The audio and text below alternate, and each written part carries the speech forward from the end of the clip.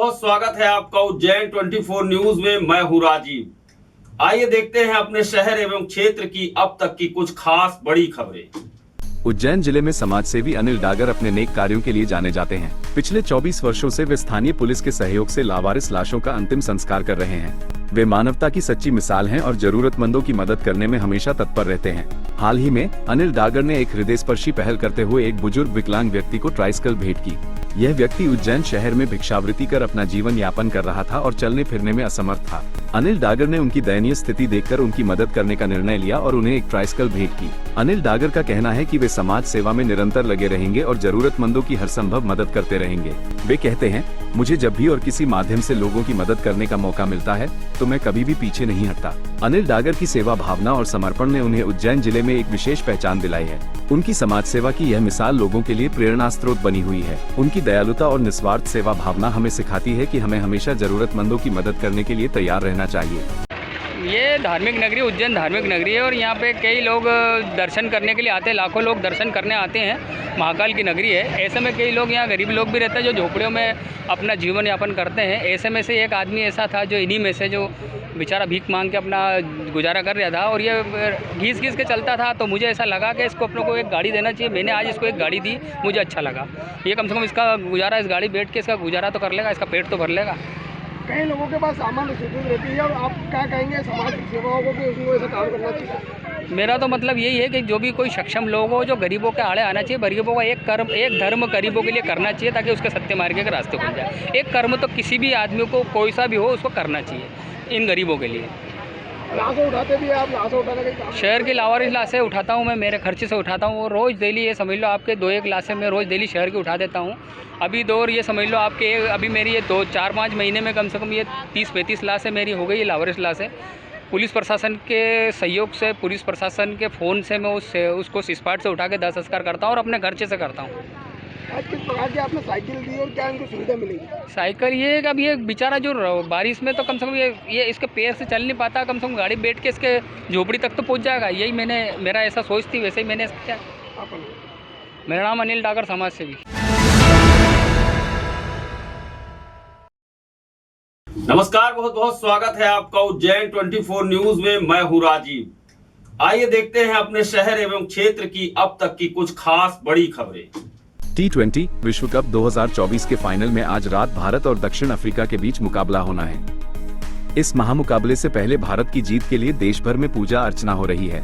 उज्जैन के महाकाल मंदिर परिसर स्थित सिद्धि विनायक गणेश मंदिर में गणपति अथर्वशीष पाठ का आयोजन किया गया। मंदिर में भारतीय टीम के खिलाड़ियों की फोटो रखकर जीत की कामना की गई। बीजेपी पार्षद कमलेश अग्रवाल ने विजयनगर स्थित दुर्गा मंदिर में कार्यकर्ताओं के साथ पूजा की।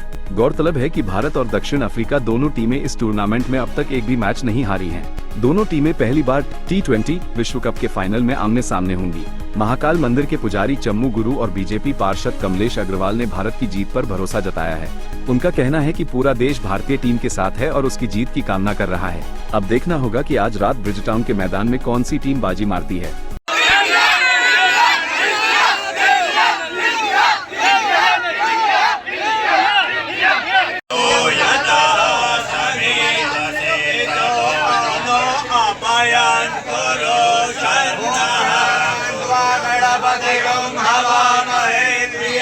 आज तो महाकाल वापस यही मांगा है कि टीम इंडिया वर्ल्ड कप घर ले आए।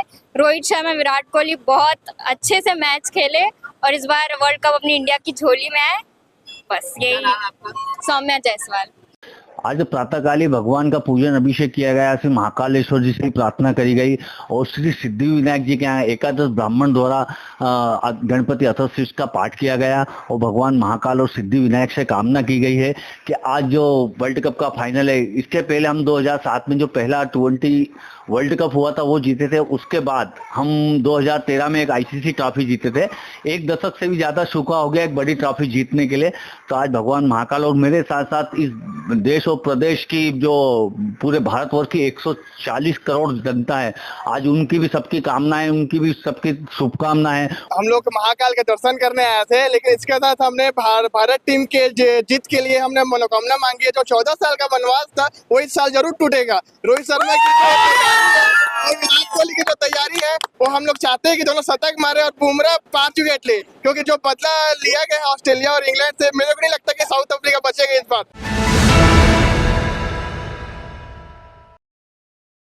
नमस्कार, बहुत बहुत स्वागत है आपका उज्जैन 24 न्यूज में। मैं हूं राजीव। आइए देखते हैं अपने शहर एवं क्षेत्र की अब तक की कुछ खास बड़ी खबरें। सावन मास में निकलने वाली बाबा महाकाल की प्रसिद्ध सवारी के मार्ग का निरीक्षण आज जिलाधिकारी नीरज कुमार सिंह, पुलिस अधीक्षक प्रदीप शर्मा, नगर निगम आयुक्त आशीष पाठक, महाकाल मंदिर प्रशासक मृणाल मीणा और महाकाल मंदिर प्रबंध समिति के सदस्यों ने किया। यह निरीक्षण सभा मंडप महाकाल चौराहा से प्रारंभ होकर गुदरी, कहारवाड़ी, रामघाट, कार्तिक चौक, ढाबा रोड और पटनी बाजार से होते हुए संपन्न हुआ। निरीक्षण का मुख्य उद्देश्य सवारी मार्ग की तैयारियों और व्यवस्थाओं का जायजा लेना था, ताकि आगामी सावन मास में बाबा महाकाल की सवारी सुचारू और सुरक्षित रूप से संपन्न हो सके। नगर निगम के अधिकारियों ने मार्ग के विभिन्न स्थानों पर साफ सफाई, यातायात व्यवस्था, सुरक्षा इंतजाम और अन्य आवश्यक व्यवस्थाओं का बारीकी से निरीक्षण किया। इस दौरान स्थानीय अधिकारियों और कर्मचारियों को सवारी मार्ग में किसी भी प्रकार की समस्या को तुरंत सुलझाने के निर्देश दिए गए।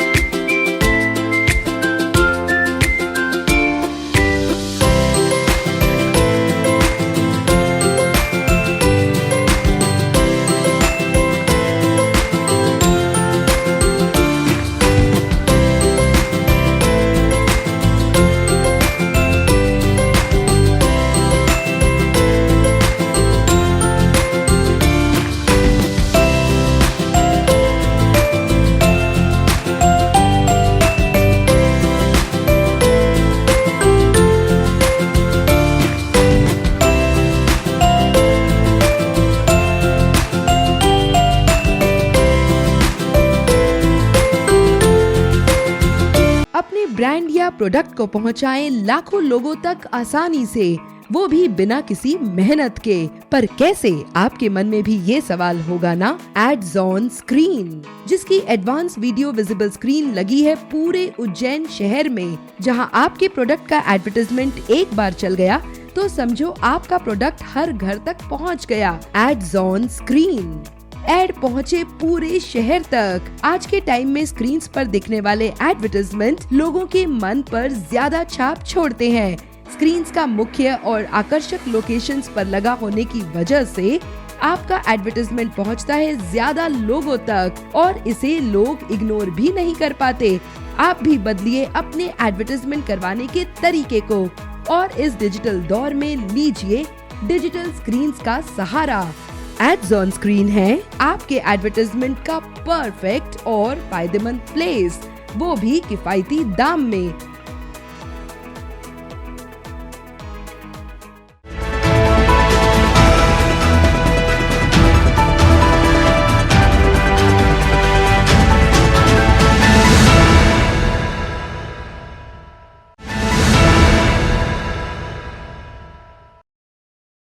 नमस्कार, बहुत बहुत स्वागत है आपका उज्जैन 24 न्यूज में। मैं हूं राजीव। आइए देखते हैं अपने शहर एवं क्षेत्र की अब तक की कुछ खास बड़ी खबरें।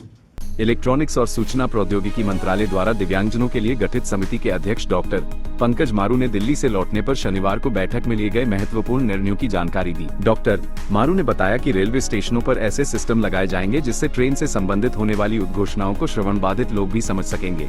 ये पहल श्रवण बाधित लोगों के लिए यात्रा को सुगम और सुरक्षित बनाने में महत्वपूर्ण भूमिका निभाएगी। बौद्धिक दिव्यांगजनों के जीवन को बेहतर बनाने के लिए 100 करोड़ रुपए की लागत वाली एक परियोजना तैयार की जा रही है। ये परियोजना शिक्षा, कौशल विकास और रोजगार के अवसरों तक उनकी पहुंच को बढ़ाने पर ध्यान केंद्रित करेगी। नमस्कार, बहुत बहुत स्वागत है आपका उज्जैन 24 न्यूज में। मैं हूं राजीव। आइए देखते हैं अपने शहर एवं क्षेत्र की अब तक की कुछ खास बड़ी खबरें। मध्य प्रदेश के उज्जैन जिले के तराना थाना क्षेत्र के ग्राम सामगी में शुक्रवार को एक अविश्वसनीय घटना सामने आई। जमीन विवाद को लेकर कुछ युवकों ने 65 वर्षीय किसान रमेश को रिवाल्वर की नोक पर जान मारने की धमकी दी। घटना का वीडियो वायरल होने के बाद पुलिस ने 4 आरोपियों के खिलाफ हत्या के प्रयास का मामला दर्ज कर लिया है। जानकारी के अनुसार गांव के कुछ युवक किसान रमेश की लीज पर कब्जा करने का प्रयास कर रहे थे। इसी को लेकर दोनों पक्षों में विवाद हो गया। विवाद बढ़ने पर एक युवक ने कार से रिवाल्वर निकालकर किसान रमेश की कनपटी पर रख दिया और जान से मारने की धमकी दी। इस पूरी घटना का किसी ग्रामीण ने वीडियो बना लिया और सोशल मीडिया पर वायरल कर दिया। वायरल वीडियो की जानकारी मिलते ही तराना एसडीओपी भविष्य भास्कर ने घटना का संज्ञान लिया और मौके पर पहुंचे। उन्होंने बताया कि वीडियो शुक्रवार का है और कुछ लोगों ने किसान को धमकी दी थी। उन्होंने मामले में 4 युवकों के खिलाफ हत्या के प्रयास का मामला दर्ज करने के निर्देश दिए। पुलिस आरोपियों की तलाश में जुटी हुई है। नमस्कार, बहुत बहुत स्वागत है आपका उज्जैन 24 न्यूज में। मैं हूं राजीव। आइए देखते हैं अपने शहर एवं क्षेत्र की अब तक की कुछ खास बड़ी खबरें। पवांसा थाना क्षेत्र के गलपुरा में शनिवार सुबह एक दर्दनाक हादसा हो गया। मजदूर छोटू लोधी के घर में गैस सिलेंडर में रिसाव होने के बाद आग लग गई। आग की चपेट में आकर छोटू, उनकी पत्नी पूजा और 1.5 साल का बेटा रियांश बुरी तरह झुलस गए। हादसे में मकान की एक दीवार भी गिर गई। घटना सुबह 5 बजे की है। छोटू लोधी चाय बनाने के लिए उठे और माचिस जलाते ही आग भड़क उठी। आग पूरे कमरे में फैल गई और उसमें सो रहे पूजा और रियांश भी आग की चपेट में आ गए। घर के बाहर सो रहे छोटू के बड़े भाई जितेंद्र लोधी ने चीख पुकार सुनी तो उन्होंने दरवाजा खोला। उन्होंने देखा कि तीनों आग से झुलसे हुए हैं। पड़ोसी मनोज कुमार मीना ने तुरंत एम्बुलेंस बुलाई और घायलों को जिला अस्पताल पहुंचाया। जितेंद्र ने बताया कि वे लोग पिछले 1 साल से उज्जैन में रह रहे हैं और कबाड़ फैक्ट्री में मजदूरी करते हैं। आशंका है कि गैस सिलेंडर में पहले से ही रिसाव हो रहा था। गनीमत रही कि तीनों घायल मकान की उस दीवार से दूर थे जो आग से गिर गई। घटना की सूचना मिलते ही पुलिस मौके पर पहुंच गई और मामले की जांच शुरू कर दी है।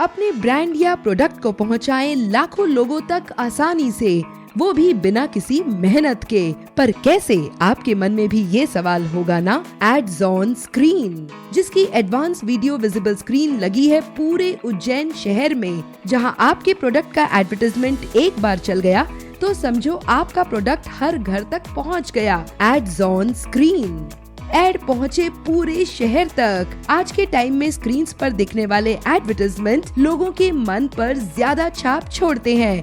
स्क्रीन्स का मुख्य और आकर्षक लोकेशंस पर लगा होने की वजह से आपका एडवर्टाइजमेंट पहुंचता है ज्यादा लोगों तक और इसे लोग इग्नोर भी नहीं कर पाते। आप भी बदलिए अपने एडवर्टाइजमेंट करवाने के तरीके को और इस डिजिटल दौर में लीजिए डिजिटल स्क्रीन्स का सहारा। एड्स ऑन स्क्रीन है आपके एडवर्टाइजमेंट का परफेक्ट और फायदेमंद प्लेस, वो भी किफायती दाम में।